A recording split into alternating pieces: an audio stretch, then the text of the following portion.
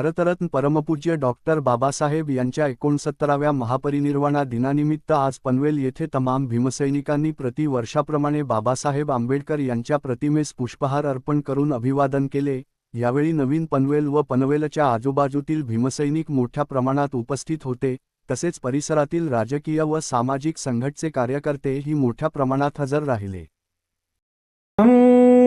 नमामि संगम नमामि नमो तस् भगवतो अरहतो सम्मा सम्बुद्धस्स नमो तस् भगवतो अरहतो सम्मा सम्बुद्धस्स नमो तस् भगवतो